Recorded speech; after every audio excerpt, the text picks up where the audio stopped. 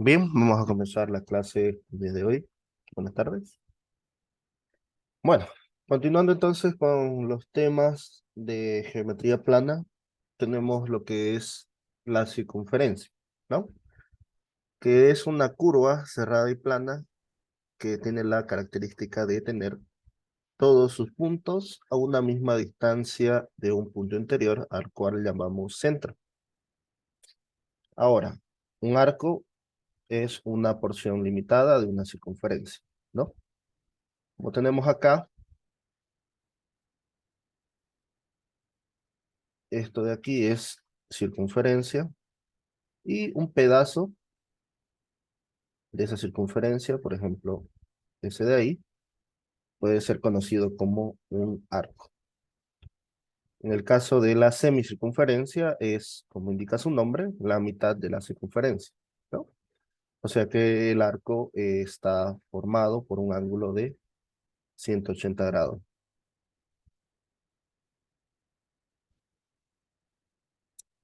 Veamos las posiciones relativas entre dos circunferencias.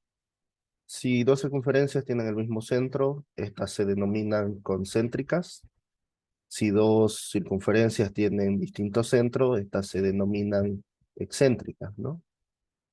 Las rectas secantes son aquellas que se cortan en dos puntos y las circunferencias tangentes son circunferencias que solo se interceptan en un solo punto, como puede ser este caso.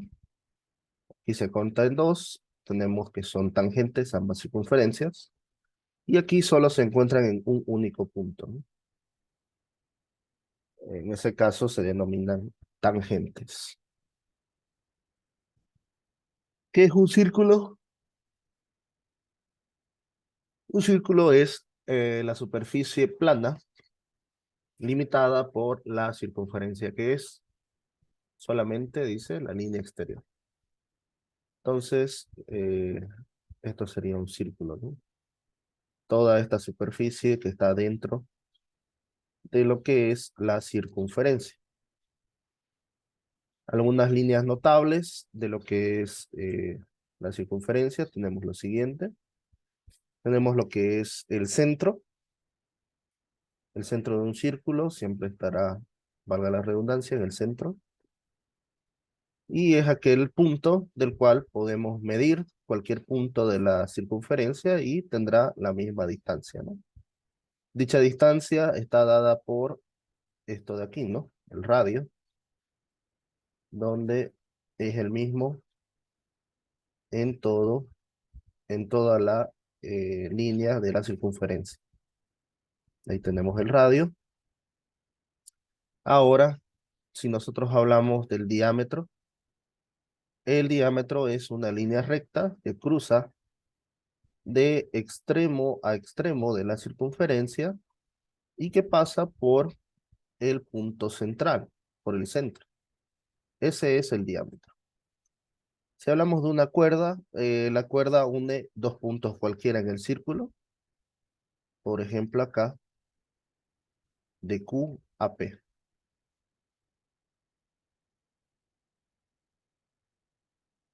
Eso es una cuerda. Y nos dice que la mayor cuerda que puede trazarse es este de aquí, ¿no? El diámetro. Las demás cuerdas serán de longitudes menores a lo que es el diámetro. Si hablamos de lo que es la sajita es una recta perpendicular levantada en medio de cualquier cuerda o de una cuerda. En este caso, termina en el arco correspondiente, ¿no? Como tenemos aquí.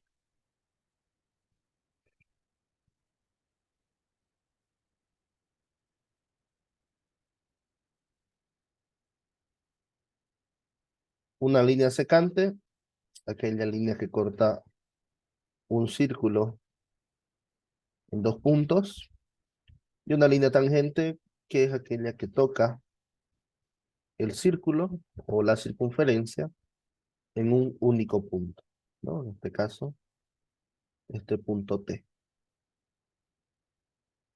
Y ahí tenemos algunas de las líneas notables de las circunferencias. Vemos ahora algunos ángulos en la circunferencia.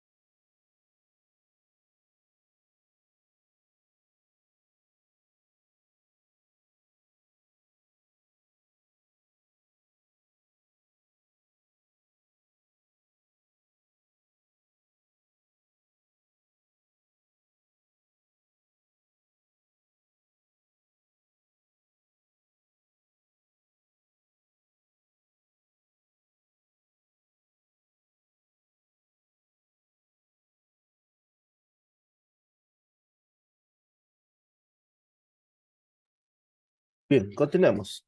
Los ángulos de la circunferencia pueden ser distintos tipos de ángulos. Recuerden que para encontrar un ángulo necesitamos dos segmentos, ¿no? En este caso, el ángulo central son los ángulos que obtenemos de, podría decirse, dos segmentos que parten del centro hacia el borde o hacia la circunferencia, como indican las líneas naranjas, ¿no? Y este ángulo sería este espacio de aquí.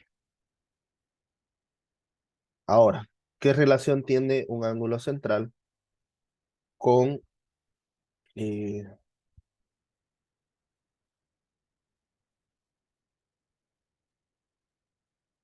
con el arco que forma? ¿No? Si nosotros observamos, aquí se forma también un arco, ¿de acuerdo? Y nos dice lo siguiente, si nosotros tenemos el ángulo central, es exactamente igual al ángulo del arco que se forma en una circunferencia, ¿no? Existe esa relación, que son iguales. Ahora, si nosotros trazamos dos segmentos, es decir, dos cuerdas, ¿no? De extremo a extremo, veremos que también se forma un ángulo. Aquí tenemos otro ángulo, en este caso lo vamos a llamar alfa. ¿Qué relación tiene este ángulo alfa con el arco que representa este borde de acá?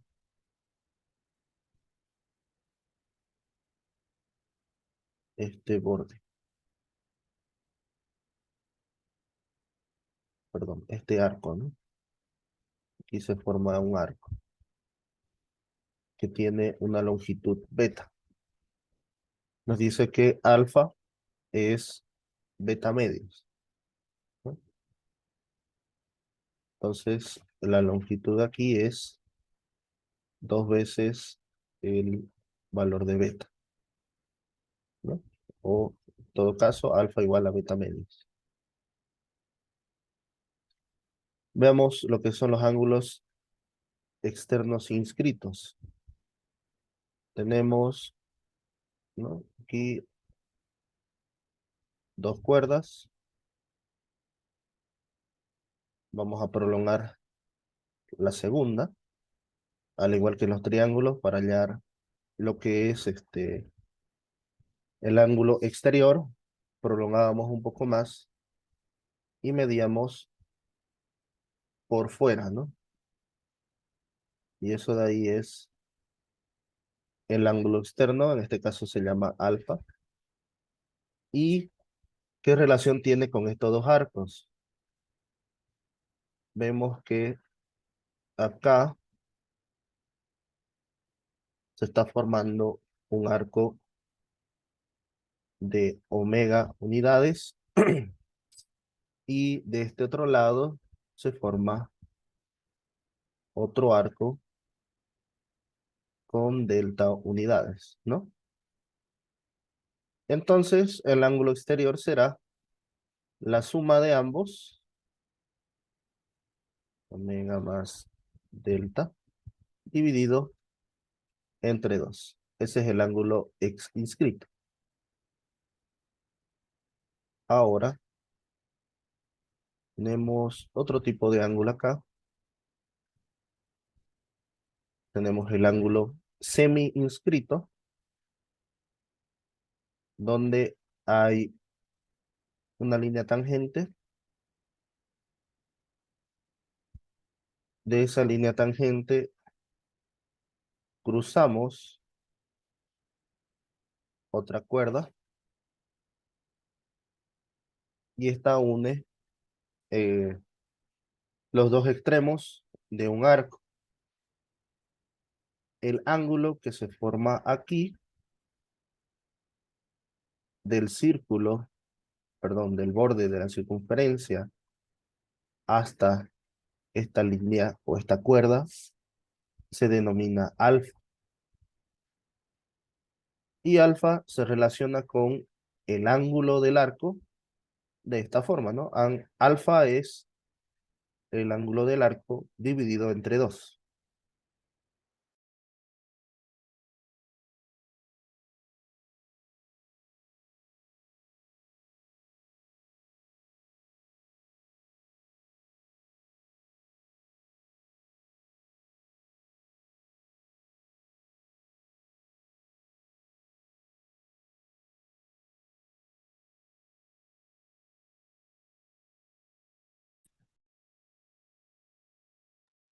Ahora, si hablamos de ángulos interiores, tenemos lo siguiente, tenemos dos cuerdas o dos líneas secantes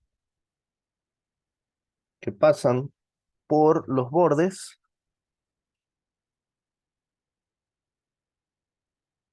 de dos arcos, como indica aquí la figura, ¿no? Estas de aquí son tangentes, la línea azul con la línea fucsia, y forman un ángulo interno, este ángulo de acá, denominado alfa. ¿Y cómo se relaciona este ángulo interno? Según las unidades de este arco y de este otro arco,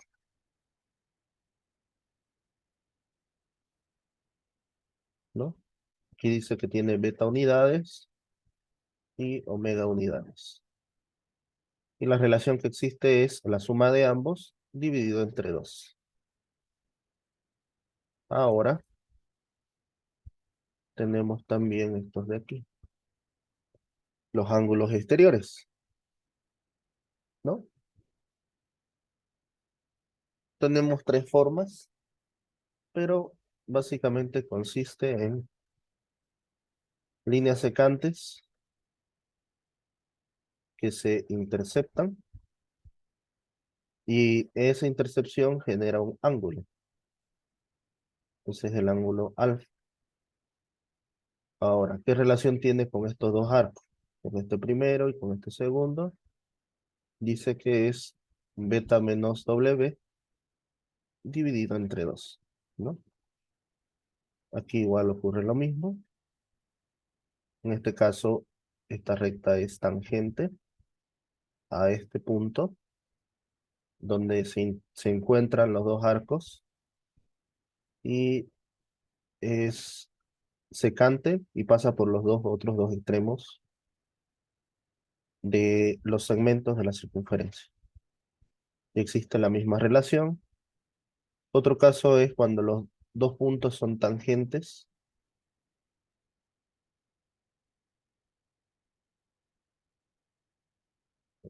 Sí, son tangentes en este punto y en este punto, ¿no? Que es la división de los dos arcos en esta circunferencia. Esos son algunos ejemplos de los ángulos obtenidos en una circunferencia.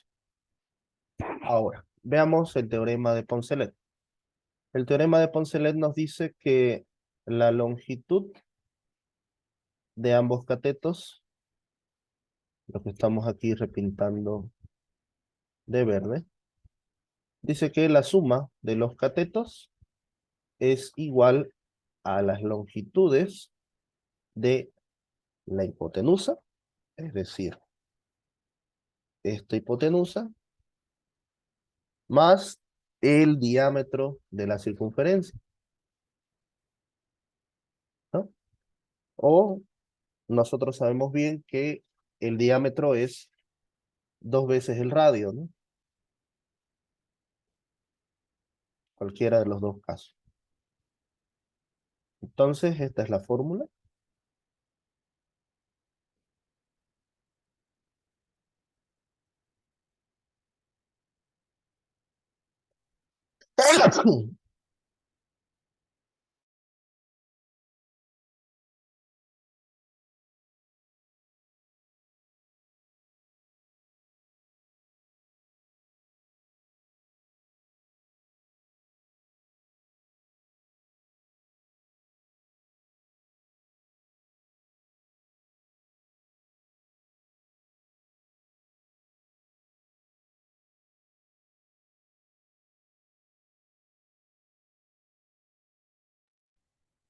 Bien.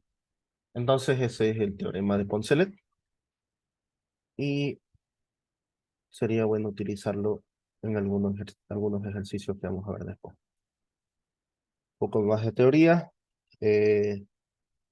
Nos dice lo siguiente, el teorema de Pitot. Todo cuadrilátero circunscrito a una circunferencia, dice, nos da que la suma de la longitud de sus lados opuestos es igual a la suma de sus otros lados opuestos.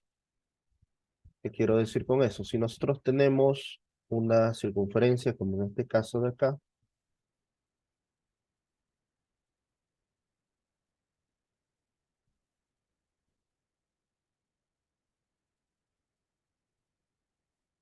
¿no? Esa circunferencia de ahí.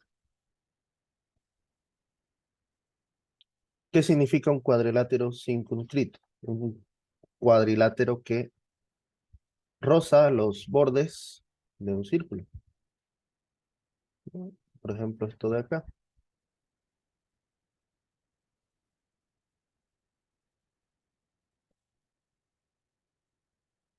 Está por el borde o por fuera del círculo. Y es cuadrilátero, obviamente, porque tiene 4 lados. El teorema dice lo siguiente. Los lados que son opuestos, es decir, estos de acá, el lado B minúscula y D minúscula. Si yo sumo ambos lados, B más D debería ser igual a los lados opuestos azules. Tenemos A más C. Y aquí estaría el teorema de Pitot, ¿no? Un cuadrilátero circunscrito a una circunferencia. Mantiene esa relación sus lados opuestos.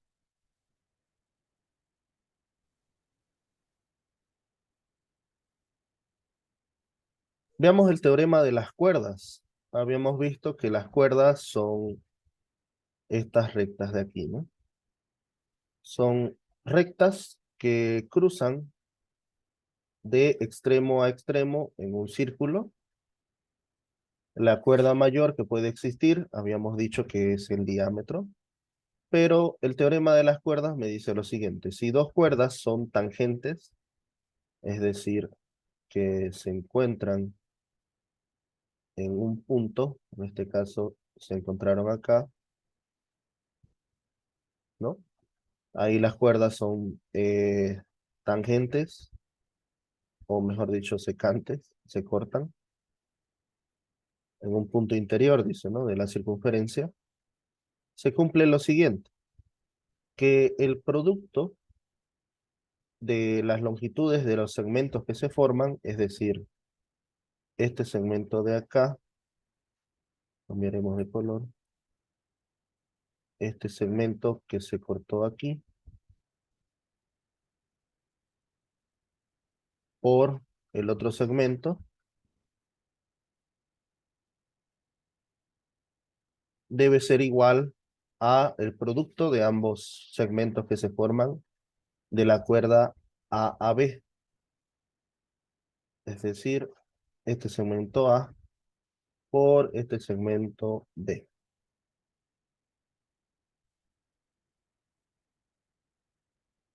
Eso nos indica el teorema de las cuerdas, ¿no? Y si dos cuerdas son secantes en un punto interior, se cumple que los nuevos segmentos que se forman eh, al hacer el producto son iguales, ¿no? M por N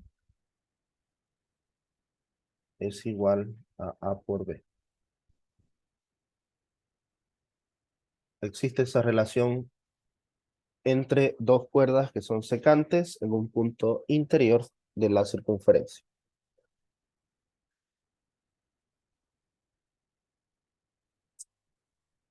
Acá, por ejemplo, yo tengo también dos cuerdas. Por ejemplo, esta sería la primera cuerda.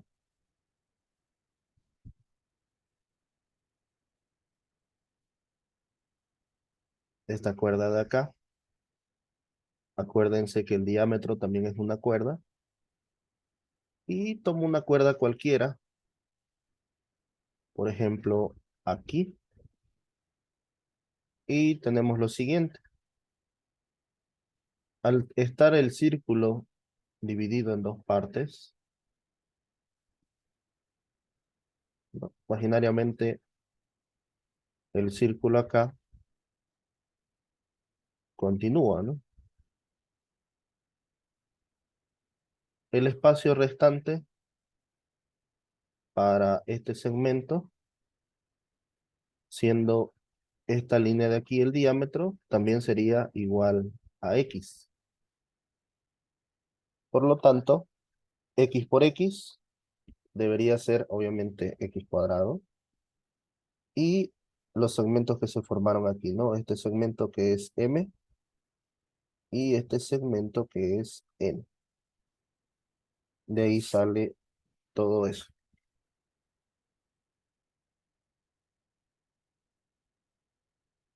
Teorema de las secantes. Dice, al trazar desde un punto exterior dos rectas secantes a una circunferencia, es decir, tenemos dos rectas secantes que nacen de un mismo punto. Primera recta secante y segunda recta secante, ¿no? Corta en dos puntos la circunferencia. Esas son las rectas secantes. Dice, se cumple que los productos de las longitudes de los segmentos secantes con sus respectivas partes externas son iguales, ¿no? ¿A qué se refiere con eso? Que partiendo de este punto,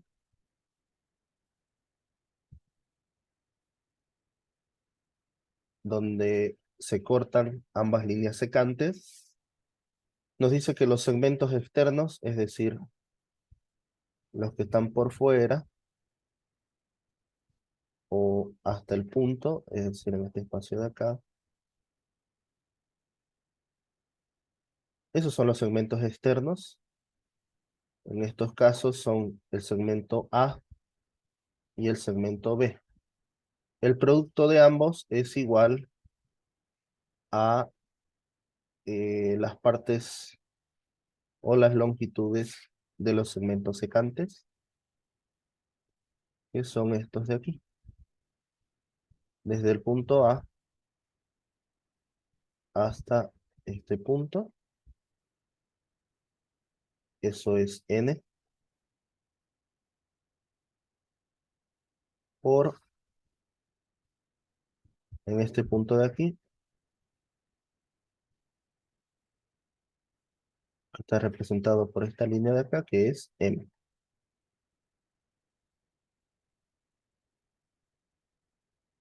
Eso nos dice el teorema de las secantes.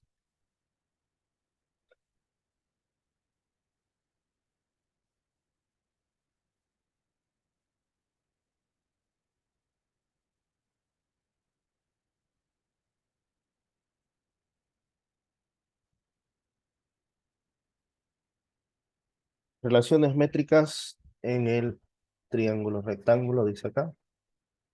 La proyección ortogonal de un punto sobre una recta, dice, es el pie de la perpendicular trazada desde dicho punto hacia la recta. ¿Qué quiere decir? Si yo tengo un punto y quiero hallar su proyección ortogonal, trazamos una línea perpendicular a esta recta, ¿no? A la recta donde vamos a proyectar, o mejor dicho, sí, proyectar el punto de forma ortogonal, ¿no? ¿Qué significa ortogonal? Ortogonal son planos rectos, ¿no? Planos de 90 grados. En este caso, para el punto, solamente necesito que este punto lo voy a trazar mediante una recta perpendicular y su proyección sobre la recta sería el pie de la recta perpendicular dirigida hacia el punto que queremos proyectar, ¿no? Aquí está el pie. Ahora, si queremos proyectar una recta, en este caso la recta AB, hacemos lo mismo con ambos extremos, ¿no? Proyección de ambos extremos de forma perpendicular y el nuevo segmento que se forma, el nuevo segmento que se forma acá, será la proyección ortogonal del segmento sobre esta recta. A eso llamamos nosotros proyecciones ortogonales, ¿de acuerdo? Ahí se puede observar mejor, ¿no? Esta de aquí, su proyección ortogonal sobre la recta L. Esta es la recta L, la recta azul. Vendría a ser este segmento oscuro, ¿no? Y este punto, su proyección igual.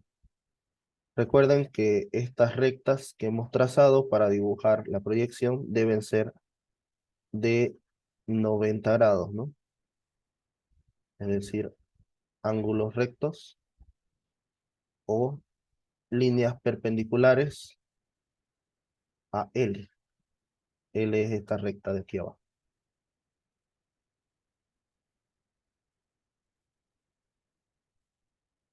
Teorema del triángulo rectángulo nos dice lo siguiente.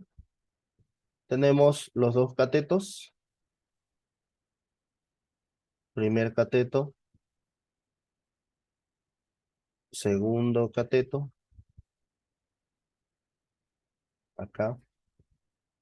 Y nos dice, si proyectamos de forma ortogonal sobre la hipotenusa, recuerden que la hipotenusa es este lado de acá, que voy a pintar de verde.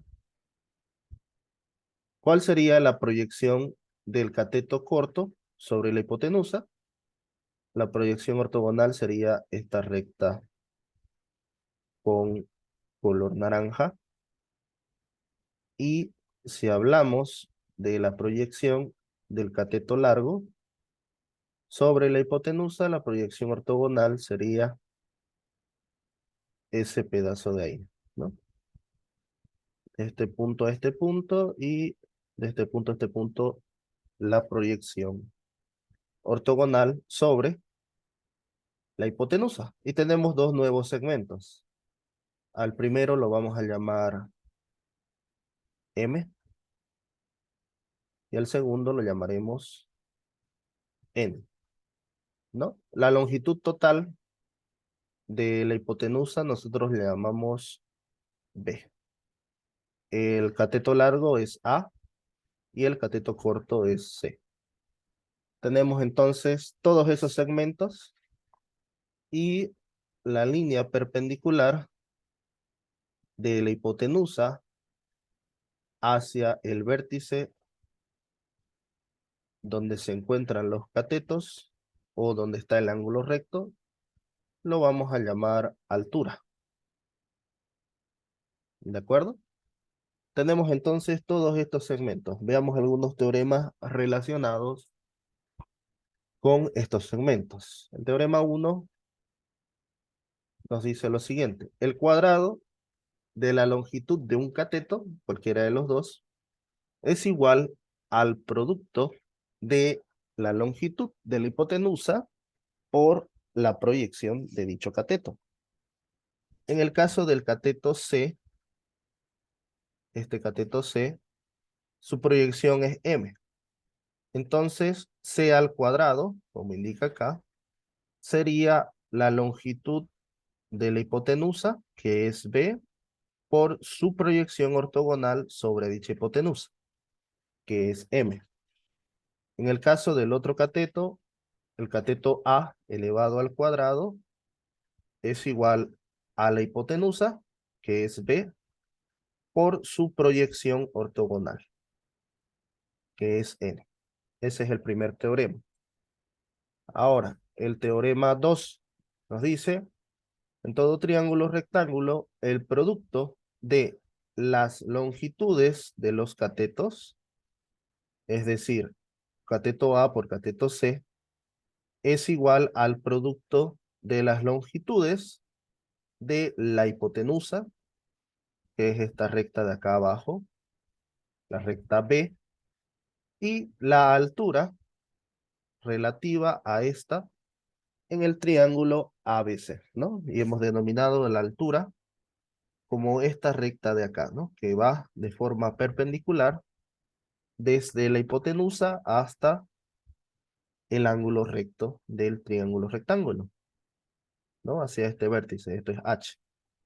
Entonces la relación que existe es que el producto de ambos catetos es la base, en este caso que es la hipotenusa B por la altura, que es H.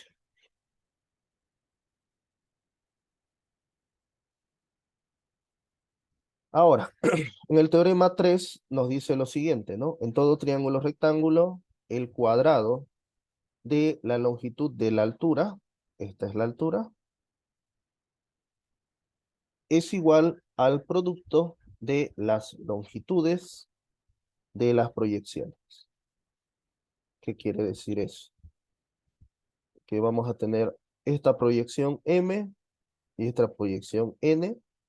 M por N es igual a H al cuadrado, que es la altura. Estas son las proyecciones de los catetos, ¿no? Y ese es el tercer teorema para este triángulo rectángulo.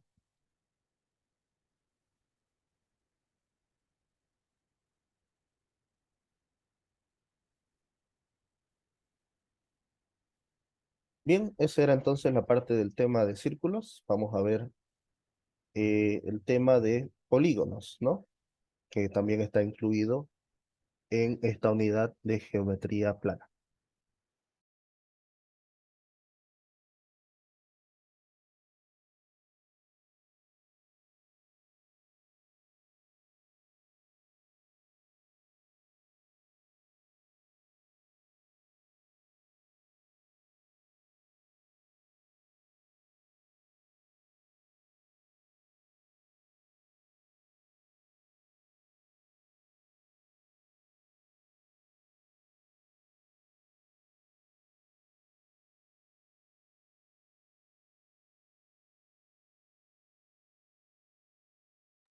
Continuando entonces, los polígonos son superficies planas limitadas en todos sus sentidos, dice, por líneas rectas, ¿no? Vamos a ver Las siguientes características entonces de los polígonos. Los polígonos tienen lados, que vendrían a ser todos estos segmentos de acá, que están unidos entre sí y forman, como indicaba la definición, una superficie encerrada, ¿no? O limitada en todos los sentidos. Y obviamente son líneas rectas. Entonces, cada lado vendría a ser cada segmento que une dos vértices. Y ese es el otro concepto. Los vértices son estos puntitos de acá. Vértice A, vértice B, vértice C, D, E y F, en este caso. Tenemos esos 6 vértices. Ahora, ¿qué son las diagonales? Las diagonales son similares a las cuerdas en el círculo, pero la diferencia es que una diagonal parte de un vértice a otro que no es continuo. ¿Por qué no puede ser un vértice continuo? Porque si nosotros tomamos vértices continuos, estaríamos tomando los lados. Así que para hablar de una diagonal es saltando un vértice, ¿no? Eso es una diagonal. La diagonal AC, esta es otra diagonal, BD, otra diagonal, y así sucesivamente, ¿no?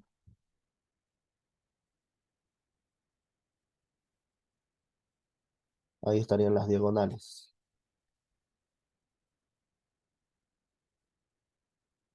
Ahora, si hablamos de los ángulos interiores, igual que en los triángulos, son estos ángulos formados entre dos de sus lados, o dos segmentos de la figura.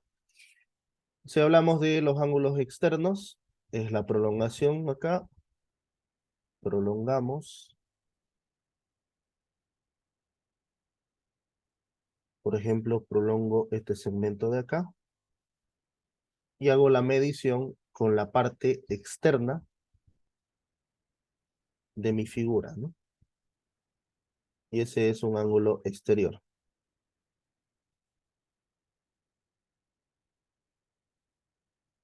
Si hablamos del apotema, el apotema es una recta perpendicular que nace o parte del centro de cualquiera de los lados, ¿no? Ojo, no nos olvidemos que el apotema es perpendicular. Aquí se forma 90 grados. Y eso es un apotema.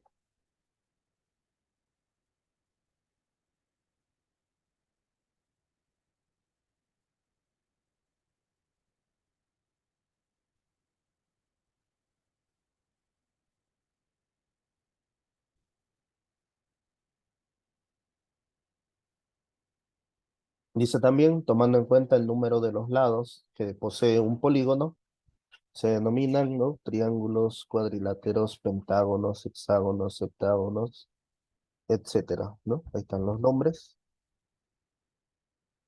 Veamos ahora la clasificación de los polígonos.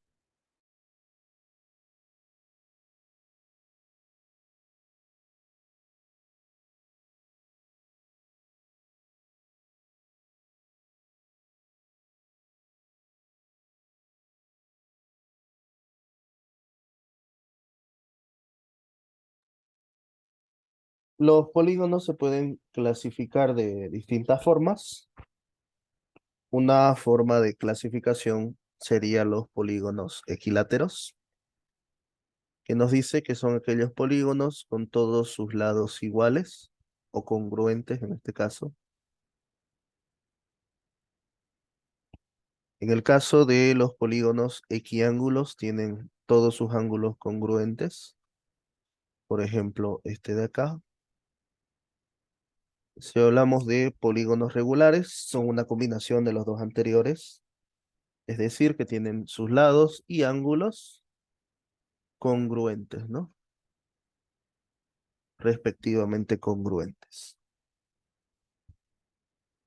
Nota, todo polígono regular puede ser inscrito y circunscrito a dos circunferencias que tienen un mismo centro. ¿De acuerdo? Inscrito es que está por dentro del círculo y circunscrito es que está por el borde de afuera, ¿no? Por fuera del círculo.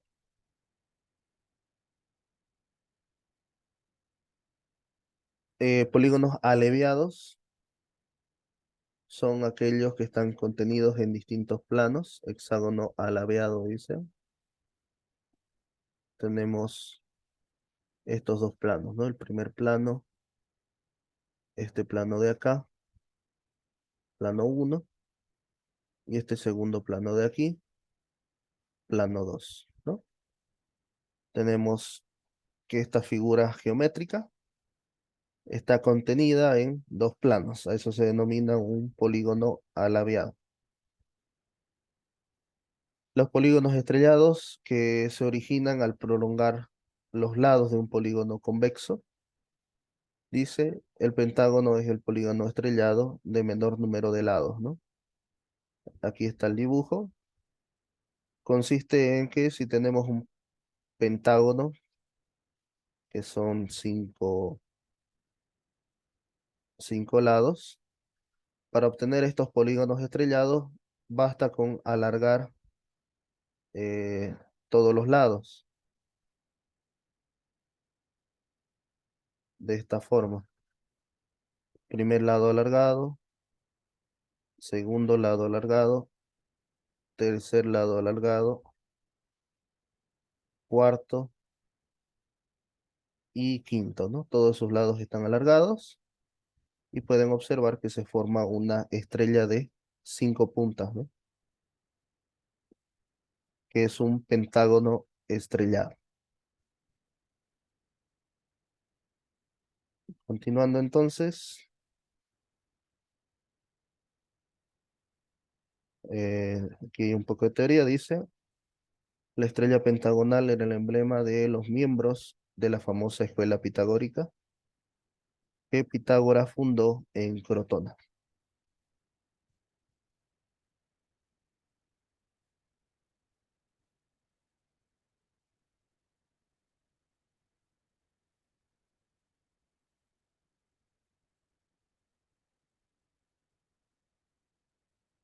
Algunas de las propiedades de los polígonos, dice, en todo polígono el número de sus lados es igual al número de sus ángulos interiores. Primera propiedad. En todo polígono que tiene n lados, dice, desde cada vértice se pueden trazar n-3 diagonales, ¿no? Para cada vértice. El número total de diagonales es n-3 sobre 2. Tercera propiedad. La suma de las medidas de los ángulos inferiores de un polígono son 180 por n-2 y es válido para todo polígono convexo y no convexo, ¿no? A excepción de los estrellados y alaveados. En todo polígono convexo, las medidas de los ángulos exteriores, 1 por vértice suma 360. Quinta propiedad, la medida de un ángulo central en un polígono regular es, ¿no? Si calculamos los ángulos centrales de cada lado del polígono, tendremos que es 360 grados dividido entre el número de lados. En un polígono estrellado, dice, los ángulos interiores suman 180 por n-4 y los exteriores suman 720.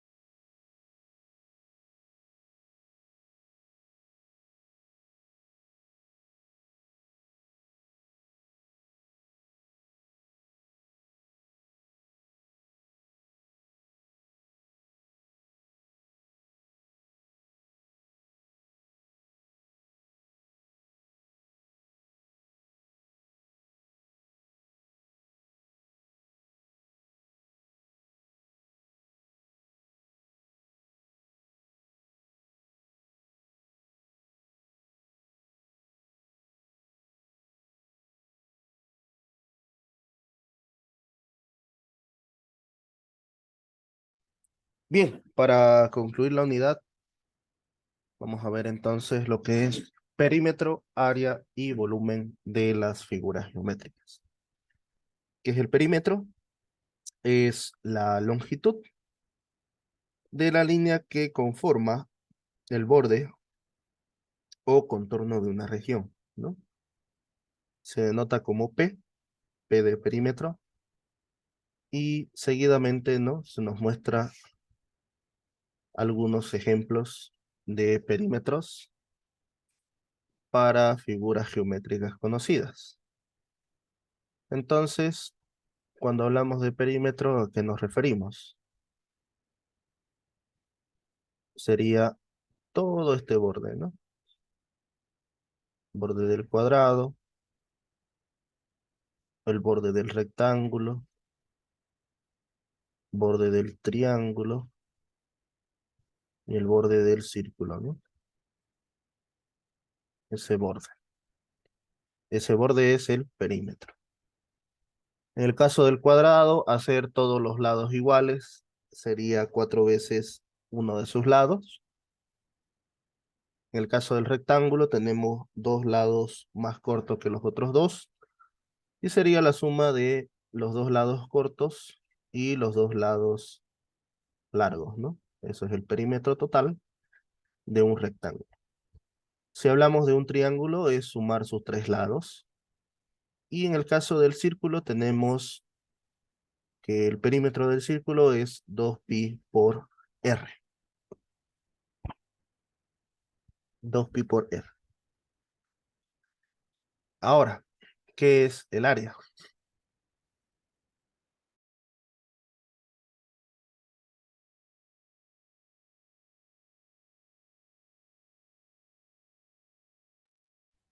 El área se define como una superficie encerrada por el contorno.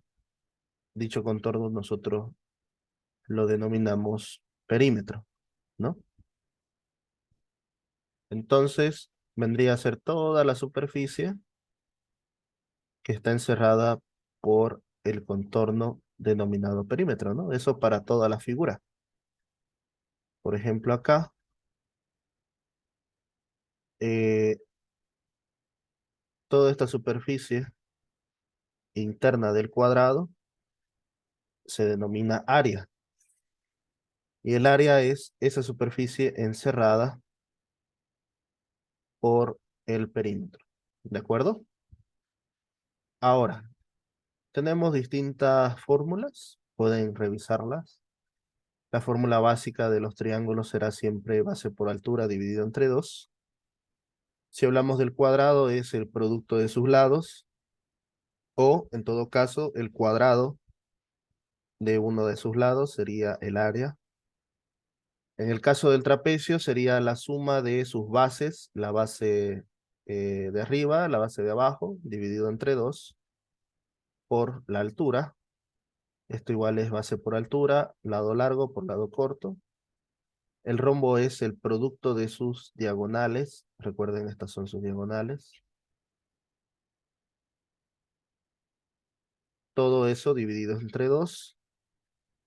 En el caso del romboide, nos dice que es base por altura, o A por M, dice en este caso, ¿no?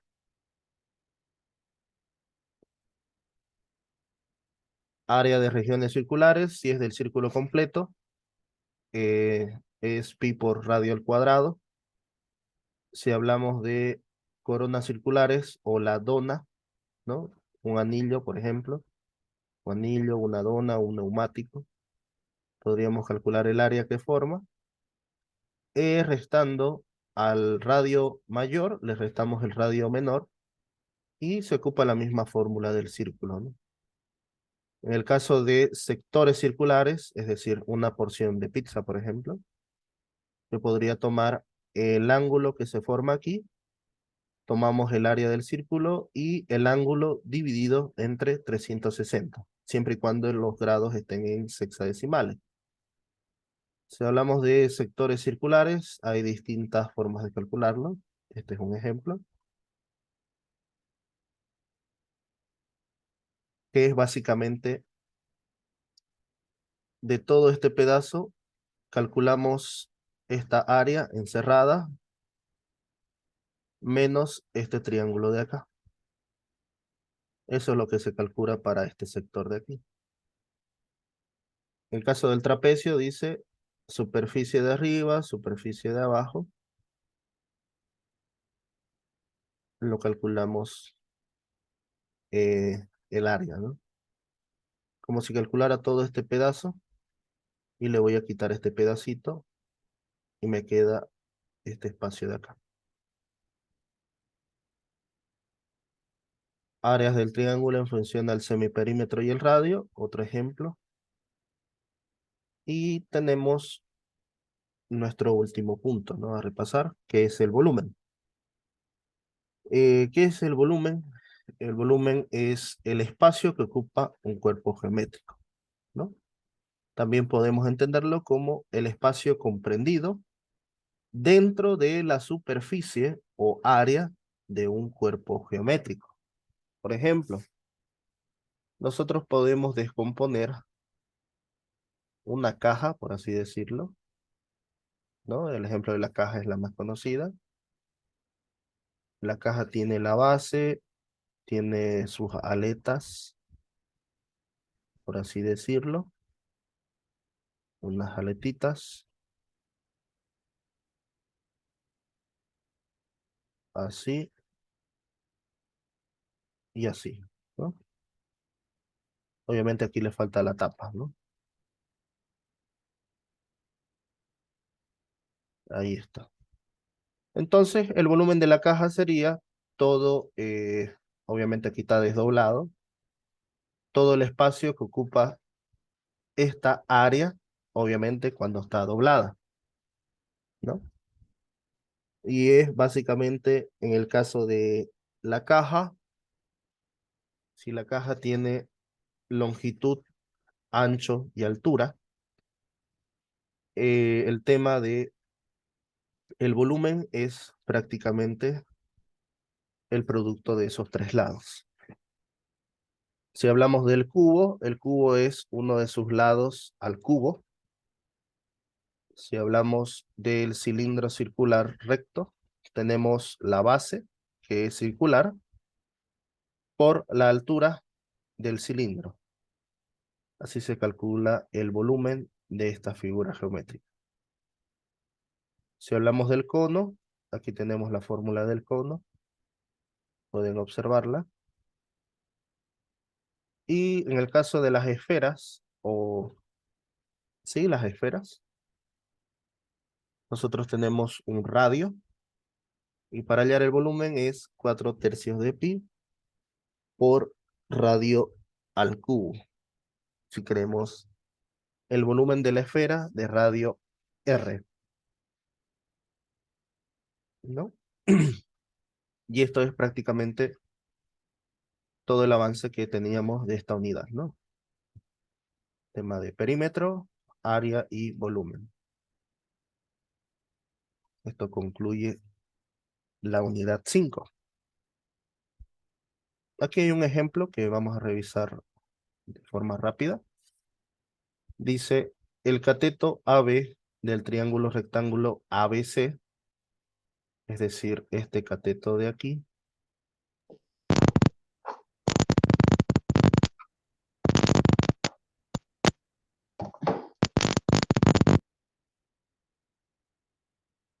lo vamos a hacer un poco más ancho.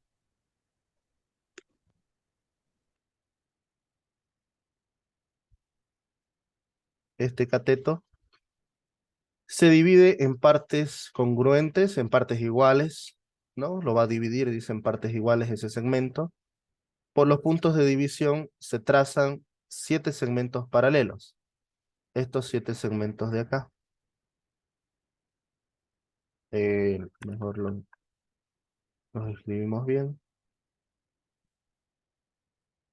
Tenemos 1, 2, 3,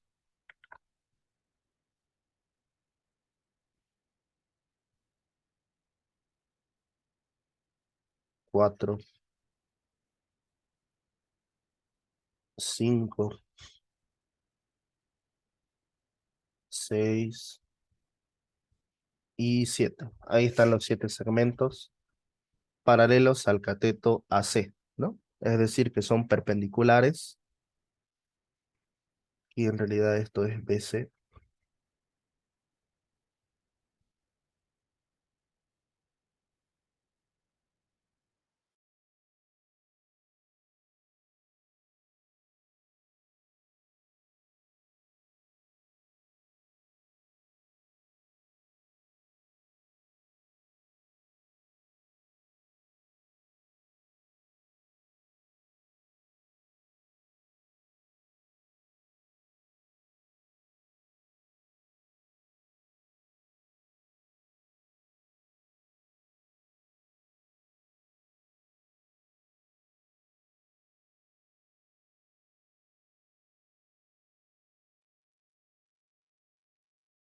Bien, dice, si AC es igual a 10, calcule la suma de las longitudes de estos 7 segmentos, ¿no? Entonces aquí lo que plantea es lo siguiente.